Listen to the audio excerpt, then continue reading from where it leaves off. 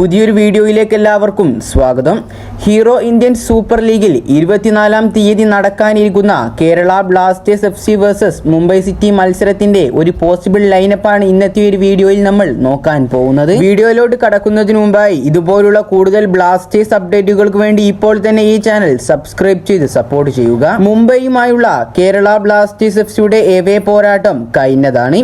ഈ ഒരു മത്സരത്തിൽ 1-2 ഗോളുകൾക്കായിരുന്നു കേരള ബ്ലാസ്റ്റേഴ്സ് FC പരാജയപ്പെട്ടിട്ടുണ്ടായിരുന്നത്. കൂടാതെ ഈ ഒരു മത്സരത്തിൽ ഒരുപാട് സംഘർഷങ്ങളും നിലനിന്നിരുന്നു. ഇതിനെ തുടർന്ന് മത്സരത്തിൽ കേരള ബ്ലാസ്റ്റേഴ്സ് FCയുടെ പ്രധാന താരമായ മിലോസ് ഡ്രിൻസിച്ചിന് റെഡ് കാർഡ് ലഭിച്ചിട്ടുണ്ടായിരുന്നു.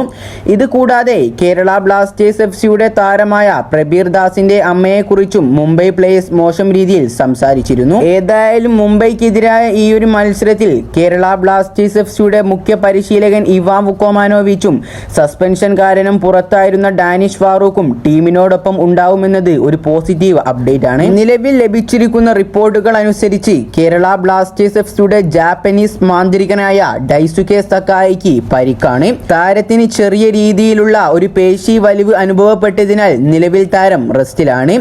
എന്നിരുന്നാലും താരം മുംബൈക്കെതിരായ മത്സരത്തിൽ കളിക്കുമെന്നാണ് പ്രതീക്ഷിക്കുന്നത്. പക്ഷേ ഇതൊന്നുമല്ല ആരാധകരുടെ സങ്കടം. കേരള ബ്ലാസ്റ്റേഴ്സ് FCയുടെ ക്യാപ്റ്റനായിരുന്ന അഡ്രിയ ലൂണ ബ്ലാസ്റ്റേഴ്സിനോടൊപ്പം മുംബൈക്കെതിരായ മത്സരത്തിൽ ഇല്ലാത്തതാണ് ആരാധകരുടെ വിഷമം. ലൂണ ഇല്ലാതെ കഴിഞ്ഞ മത്സരം ബ്ലാസ്റ്റേഴ്സ് വിജയിച്ചിട്ടുണ്ടായിരുന്നു. പക്ഷേ മുംബൈക്കെതിരെ ബ്ലാസ്റ്റേഴ്സ് വിജയിക്കുമോ എന്ന് നമുക്ക് കാത്തിരുന്നു തന്നെ കാണാം. ഇനി നമുക്ക് ഈ വരുന്ന ഞായറാഴ്ച രാത്രി 8 മണിക്ക് കൊച്ചിയിൽ ജവഹർലാൽ നെഹ്റു സ്റ്റേഡിയത്തിൽ വെച്ച് അരങ്ങേറാൻ പോകുന്ന കേരള ബ്ലാസ്റ്റേഴ്സ് FCയുടെ പോസിബിൾ ലൈനപ്പിലേക്ക് ഒന്ന് കടക്കാം. ഹീറോ ഇന്ത്യൻ സൂപ്പർ ലീഗിന്റെ 10ാം സീസൺ മുതൽ കേരള ബ്ലാസ്റ്റേഴ്സ് FCയുടെ ഗോൾ വല കാത്തിരുന്നത് മലയാളി സൂപ്പർ താരമായ സച്ചിൻ സുരേഷാണ്.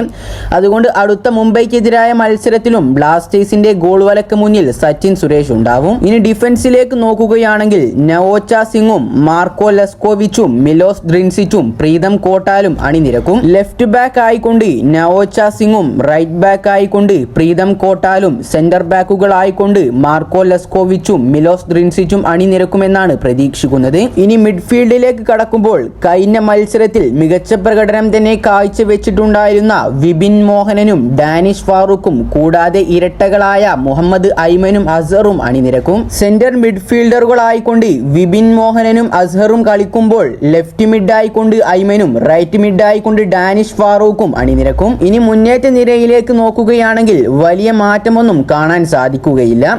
കഴിഞ്ഞ മത്സരത്തിലുള്ളതുപോലെ തന്നെ ദിമിത്രിയോസ് ഡയമൻഡക്കോസും ക്വാമി പേപ്പറയും ഉണ്ടാവാനാണ് സാധ്യത കാണുന്നത്. നിലവിൽ ISL ടേബിളിൽ 20 പോയിന്റുമായി 2ാം സ്ഥാനത്ത് കേരള ബ്ലാസ്റ്റേഴ്സ് ഉറച്ചു നിൽക്കുമ്പോൾ 5ാം സ്ഥാനത്ത് 16 പോയിന്റുമായാണ് മുംബൈ സിറ്റി നിൽക്കുന്നത്. ഇനി രണ്ടു ടീമുകളുടെയും അവസാനത്തെ 5 മത്സരങ്ങളിലേക്കൊന്ന് നോക്കുകയാണെങ്കിൽ ബ്ലാസ്റ്റേഴ്സിന് 3 ജയവും 1 തോൽവിയും 1 സമനിലയുമാണ് കാണാൻ സാധിക്കുന്നത്.